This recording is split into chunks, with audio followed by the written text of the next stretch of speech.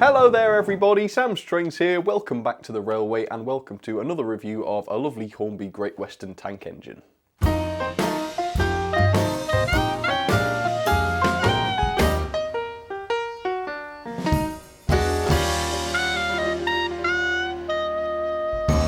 So, quite recently, as part of Hornby's 2019 range, Hornby announced that they would be producing a brand new version of their Large Prairie, which is a 262 Great Western tank engine. And they've already released a couple of images. Here's one now that they've released of the model. Obviously, it's not been painted yet, it's just an early sample. They look really, really exquisite, but they're also very, very expensive. And on top of that, I've already got an older version of it, so I've been sort of umming and ahhing really as to whether it's something I should pre-order or not. So I got to thinking perhaps other people are thinking the same thing as well, so I thought why not do a video showing the old model, showing what's good about it, maybe what's bad about it, and perhaps that will help people decide whether or not this is something they want. So the new model, as I say, is relatively expensive. I think the RRP, let's see, is £139.99, so that's the best part of £140, although the retailers are doing it for quite a lot less. They're doing it for £126 or something like that. And if you're interested in looking at them, you can see the images, or you can see all of the available images, and you can see the pricings and whatnot if you want to, so there's a link in the description for that if you'd like to see them. But yeah, as I say, I'm going to look at the older version today, so here it is. Now, yes, I know it's in the wrong box, but can you imagine what my critics would say if I did an unboxing video without a box? Perish the thought. It can't be done. I certainly wouldn't dare do it. So yeah, that's quite annoying. I'm sorry about that. I know that will annoy a lot of other people as well, and the worst part about it is I know I've got a box for this. I distinctly remember it coming in a box. I do remember though that it was in quite bad condition, so it's quite possible that I threw it out. I didn't think it was worth keeping it, possibly. I can't remember, but yeah, that must have been what it's done. But I put it in a box just so that I can call it an unboxing video, so it's a little bit cheeky. But yeah, I believe this model actually dates back a really long time. I think Kitmaster first released this in the 1960s, so that gives you an idea of how long ago it was. Then it passed into the hands of Airfix, I believe, who mechanised it, put a mechanism and a chassis onto it and sold it as a ready-to-run model. And then later on, Hornby got their hands on it too and improved it a little bit further and produced a new chassis for it. And I believe that's the version we've got here. So, the Large Prairie, this is the 6100 class, quite a nice looking thing. And I do quite like this model. I seem to remember that it's very, very good, but it's been a long time since I've done a review on it, or actually shown it in any video, I think. So, we'll do that today. Hopefully it will be decent, and don't forget to let me know in the comments what you think. Alright, let's try it. So, yeah, if I remember correctly, I bought this one quite a long while ago. It was 4 or 5 years ago on eBay, I think, and if I am remembering correctly, it cost me about £30 or something like that, so it was very, very inexpensive. Obviously, it is the wrong box though, so I'm not going to mess around showing you the box because it will be for a wrong loco. It's a Duchess class if anybody's interested. So I'm going to get this out straight away, and let's get to having a quick look, shall we?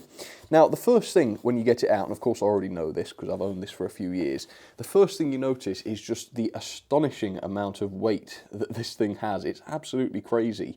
Now, a lot of the weight you would expect, you know, maybe you'd think perhaps it's a die-cast body, but it isn't. The bodywork is all made of plastic. It's actually the chassis which weighs a ton. It's a big, heavy metal chassis. It fills the entirety of the inside of the body for some reason, and it really is heavy. So, yeah, already, first of all, that is an improvement that the new Hornby one might possibly make. If they choose to make it out of die-cast, I reckon that would be an improvement. However, I will make you a bet here. I bet you anything that the new Hornby version of this, when it comes, will weigh less than this. I know that's quite a bold statement, and if I'm wrong about that, I'll let you guys choose the punishment, so remember this and remind me. So, just to be precise, I've preempted this, and I've got the scales. There they are. I know you might not be in focus, but you'll have to trust me. So pop those on. I make that approximately 320 grams. So that is ridiculously heavy. Very, very heavy. So yeah, very big, heavy metal chassis. Very, very good that. So as a result, this model is a great puller, by the way, and we'll talk a little bit about performance later on. But for now then, there we go. That is my quite old-fashioned, but still quite attractive Great Western 6100 Large Prairie. So here's a little bit of history of the things in real life, and after that, I will show you up close a few of its details. So, the 6100 class was a large 262 Prairie tank engine introduced to the design of Charles Collett in 1931. The 6100 was a development of the earlier 5101 class, which in itself was a development of several earlier designs. And these large prairies weighed in close to 80 tonnes, so I suppose that makes my 320 grams sound a bit silly really, doesn't it? Now 70 of these were built in total between 1931 and 1935 for commuter services in the London area, and among train spotters these were known as the Tanner Wanners due to the way they were numbered, and I think that's a reference to the Old English currency, which I incidentally don't know very much about. Now although many of the class were still in good shape by the time the 1960s came around, they were all withdrawn and replaced with diesels. Now all but one example were removed and then scrapped, but the preserved one was number 6106, which resides at the Didcot Railway Centre, I believe. So there it is then up against the white background, the Hornby Large Prairie, or the 6100 class. And to be honest with you, I do have quite a soft spot for these vintage models, and so it might surprise you to hear that I don't actually think this is as bad as you might expect it to be. Now, obviously, am I trying to say that this will be a patch on the new Hornby version when it comes? Obviously not. Obviously that is going to be leaps and bounds ahead of this. But what I probably will suggest is that the £30 I spent on this model means that maybe I got better value for money, and certainly for £30 this isn't too bad. And by the way, if you're interested in picking up one of these old ones, they are still readily available on eBay quite easily for between £30 and about £75, depending on which version you get and of course depending on the condition. So let's take a look at some of the different details then. We'll start with the livery. Obviously this is an unlined Great Western Green version, so there's not a great deal of lining to see. However, the lettering on the side of the tanks has been done to a high standard, and of course we can expect that from any new release from Hornby. And of course you've got all of the usual lettering on the side of the tanks here. So even though it's quite an old model in terms of the moulding, the decals and things will have been done more recently, within the last 10 years or so. Now the detail on this old version is quite limited, but there are quite a few nice features. For example, the chimney, the top of the chimney here, is in fact an actual copper piece. Well, I don't know if it's bound to be copper, it's not forced to be, but it's certainly metal, and there's a very big difference there between the way that looks and the way just painted plastic looks. So that is a really, really nice touch. And also the whistles in front of the cab are another example of that. They are made of metal, although those I think do look a little bit less effective than the plastic ones tend to, just because they are quite simple pieces. But still, I suppose the fact that they are made of plastic is reasonably impressive. Now there is quite a noticeable lack of detail on the running board and such. A lot of Hornby's recent Great Western locos have been peppered with rivets in that area. But as you can see, we do have lamp irons fitted onto there, and the buffer beam, by the way, is reasonably well detailed with metal buffers, although they're not sprung. If I just demonstrate it, yeah, they're not sprung or anything like that. And while we're here at the front, you can see that the smoke box dart is very much just a part of the moulding. So if you're someone who's into realism and enjoys having the separately fitted smoke box darts, then obviously the new version will be more for you, because yeah, that one doesn't look all that effective. However, there are quite a few separately fitted handrails and things as well, which you might expect to be just moulded on, given that the smokebox dart was. But no, especially if you look on the side of the cap here, you can see, I mean, they are a bit chunky, alright, I'll admit that. But they are at least metal and separately fitted, and on the side of the coal bunker you've got that as well. Now that brings us on to the cab, which is quite an interesting point. Now as far as I can see, there are no glazed windows on this cab. They have all just been left out, which presumably once again is a feature that will be very different on the new version. And yes, as you can see inside the cab, unfortunately there is no cab detail of any kind, painted or otherwise, because that's where the back end of the motor sits. So yeah, again, that has got to be a big change on the new version. So if you're somebody that likes a painted cab, I think the new version will be a must. However, around the back you can see we do have at least some attempt at that grille effect on the windows, which looks pretty effective, and you've also got quite a nice coal bunker on the back there with the coal pre-fitted, although I don't believe that is removable, so that might be a bit difficult if you don't like it. And if we take a look around the back, you can see there is a fair amount of detail on there, mostly in terms of rivets, but you also have those two slots in the back of the body where the chassis lugs into it, and it leaves quite an ugly effect there. You've got those two slots which are quite unrealistic looking. So again, that is quite a nasty feature, isn't it, really? It's not bad if you just want to pick one up to play with it and enjoy it, but if you're doing some serious modelling, I think that might be a bit of a stop sign. The other slightly cheap and, dare I say it, plasticky feature is also the area around the cylinders. Now there are some moving parts there that are just done in plastic, which again makes it look a little bit more like a toy rather than a proper model. The coupling rods though do look a bit more like it. As you can see, those are made of metal and not plastic or anything like that, and they are quite fine scale, although while we're looking you can see that the axles here haven't been blacked out, and so you've got that very high shine centre of the wheels, which probably wouldn't have been the case on the real thing. So yeah, as you can see, it's not a bad model, is it? If you just want to pick something up to enjoy, to run, I don't think it's bad for the money. However, if you're a serious modeler, I don't think in your right mind you'd be considering this, would you really? It's great for the time, especially when you consider that a lot of this molded detail that we're seeing on this originated from the 1960s. But to be honest, looking at this now for the first time in about 4 years has gotten me quite excited about the new version. So let me know in the comments. At the moment, I haven't pre-ordered it. I have pre-ordered quite a lot of the Hornby stuff for 2019, but thus far not the Large Prairies. So let me know. In fact, let me put up a poll.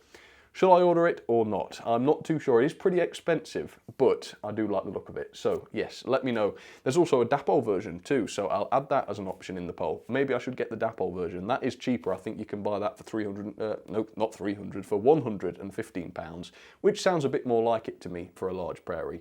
So we will see. But however, that is not the end of this review because we need to talk a little bit about performance. So let's get this down onto the track and see how it is.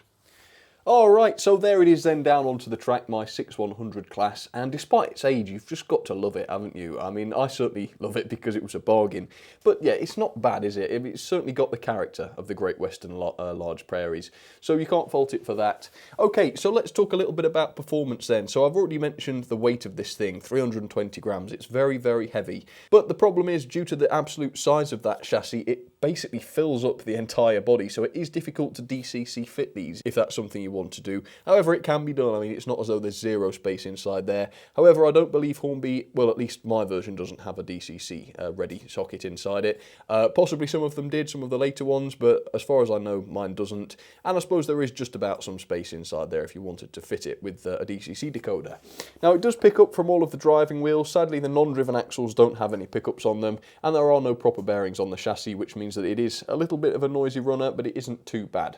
So with that, let's give it a little bit of a slow speed test. Oh yeah, and that's the other thing. The gearing on this means that it does run very, very fast, even at low speed on the controller. So the torque is a little bit of a problem, but we will test it and see how powerful it is. So I can get it to crawl, as you can see. Let me see if I can inch this forwards. Can I? Sort of. I mean, that's about as slow as it goes. So once again, for quite an old model, I mean, even this version has got to be at least 10 years old now. That crawl isn't too bad. I mean, it's not the most reliable in the world. It does seem to sort of slow down and speed up a little bit, but it's not bad. And then once you get up to about that speed, it becomes a lot more reliable. Let's try it backwards. And it is a little bit noisy. As I say, it's not the quietest in the world, but it's certainly not the loudest either. And it does seem to quieten down once it has a bit of a run. But yes, it isn't bad. Right, so pulling power. I've already mentioned the massive weight of this, so I want to put that to the test, so you won't believe this. Just look at the rake of coaches I have set up. I believe this is 10 coaches, and it just goes and goes and goes into the distance. I'll tell you right now, I'll be amazed if she manages them all. I really, really will. But there's only one way to find out, I suppose. So let's try that now. Let's reverse her up and try and couple to them. There we go. Hopefully that has actually coupled. Let me just adjust the focus. All right. Well, first question, can she actually move 10 coaches? Well, I've not tried this, so I don't know. But yes, it looks as though she can. Next question then, let's try it on Gordon's Hill. Let's speed it up a little bit. Man, there is some power there. There we go. As you can see, 10 coaches, she's moving them. Right, let's go and see if she can haul them. All right, here we go then, 10 coaches. I have to admit, I'm wondering whether it's actually going to do this or not. I mean, 10 coaches is an awful lot for a tank engine like this. And she's not going fast, but... oh, that is incredible. That is ridiculous. I was literally 50-50 on whether that was even going to make it up there. But it did it without even any wheel slip. I didn't see any wheel slip. I mean, it slowed down a lot, but I don't think it was wheel slipping. I think that was just a torque issue. And look, no banker or anything on the back. That really did just haul 10 coaches up Gordon's Hill. Just incredible. So that, I'm sure you'll agree, is pretty amazing. Another thing I love about this is that it squeals when it stops. Let me see if I can record that. Did you hear that? I mean, I suppose it's not that loud. I'll try and do it again close to the mic. Let me back her up. So it's almost as though she's got a real brake or something inside. I've no idea why it does it, but let's try and do that again. Ready? Yeah, it didn't do it so loud that time. But yeah, that's just something I noticed. It made me laugh a little bit that it seems to have a real brake squeak sound effect when it stops. Not by design as far as I know. So there she goes. On the other lines, ooh, no, we haven't got derailment. I thought I had.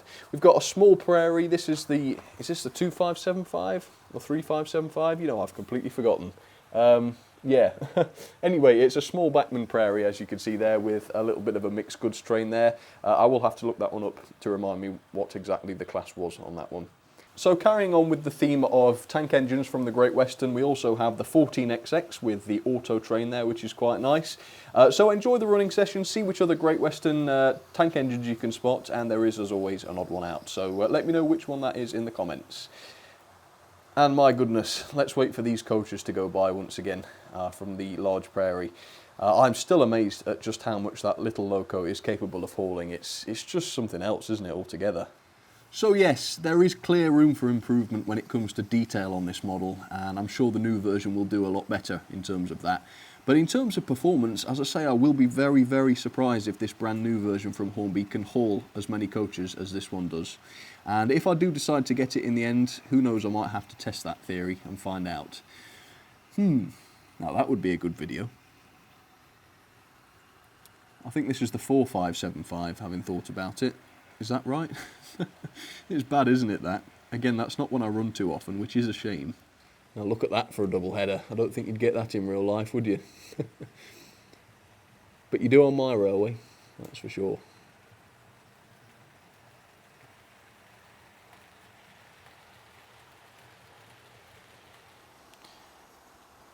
It is an amazing amount of coaches though. I mean, I sort of half did it as a joke, you know, put so many on, just, you know, make a wheel slip and take them off and find out just how many she'll do. But straight away she did 10 and without any problems either. I'll show you up close and see what her wheels are doing on Gordon's Hill. So here we are, let's have a look at those wheels. Yeah, there's very, very little in the way of wheel slip, and I can't smell burning or anything, so yeah, that has to be a thumbs up, doesn't it, on performance. It really does run well, better in fact than I remember. And it's a good slow crawler too, so yeah, very pleased, pleasantly surprised.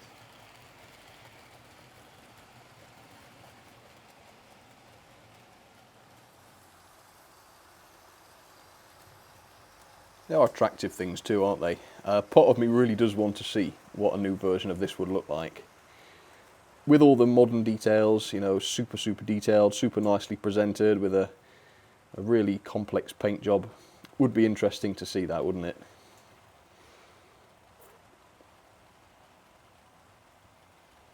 Oh, hey up, we've even got Bullman having a ride. And even a 20-ton cow on the back of the train isn't enough to slow it down. It's just unbelievable. Oh, there's my lovely little 4575. I do love that. What do you prefer, large prairies or small prairies? Now there's a question. Oh dear, I'd forgotten about this problem. Yes, of course, the latest Hornby Railroad Great Western 14XX's wheels don't actually touch the track. Rather, the wheels with traction tyres on them don't actually touch the track. So with two coaches, I mean, I won't say she stopped, because if you look very closely, she is actually inching forwards. So actually, well done 14XX, you've got probably the best slow speed I've ever seen.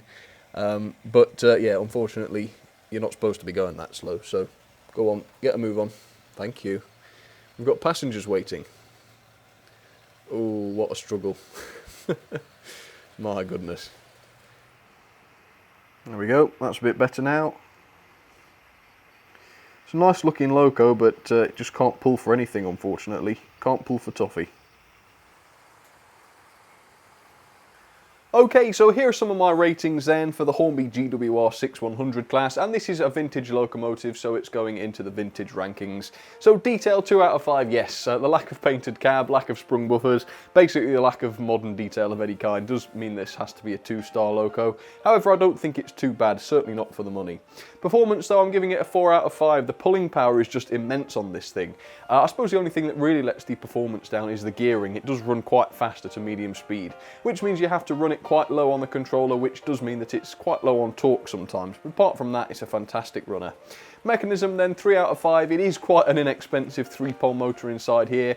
The Loco wheel set doesn't run on any proper bearings, and of course there's no DCC socket available on this model, which is a little bit of a shame, but again it's relatively old-fashioned, so I think we can forgive it for that. The quality though has to be a 5 out of 5. It's very sturdily built, it's got that very heavy metal chassis, which gives it all that pulling power of course, and yes, nothing's ever dropped off it in the 5 or 6 years that I've owned it, so it has to be a 5 out of 5 there. Now the value, as I said earlier on, this ranges second hand from about £30 to £75 on eBay, but there are some sellers out there that seem to be selling this for a lot more than that, and I don't know why with this particular model, but you've got to be quite careful with that. Some people are being a touch greedy perhaps with this one, so you've got to watch out for that, but I think for 30 quid certainly it's very good, so I've given it a 4 out of 5 there. Overall then, that is a nice round 7 out of 10, and into the ranking it goes then. It's a new ranking obviously for the vintage Locos, but we'll see what other vintage Locos I can get to join it as the year goes on. So people always ask me, how fast can these Locos go? And usually I'm a bit reluctant to sort of show how fast they can go because it's not ever so good for them to go at a high speed. But today I thought, you know what, since this is an old model and it's got quite an old mechanism and it didn't cost me the earth, I thought, why not ramp it up and see just how quickly it can go. So I'm going to wait for it to come out the other end of the room with a little bit of trepidation, and I'm going to turn the controller up and show you exactly how fast this can go. So remember what I said about the gearing, meaning that she's not got a lot of torque but a lot of speed? Well, I wasn't kidding. Man, now that was frightening. I've got to slow that down. I think I was very close to losing the coaches then. I think I'm quite lucky there. But all's well that ends well. They're all still on the track for now.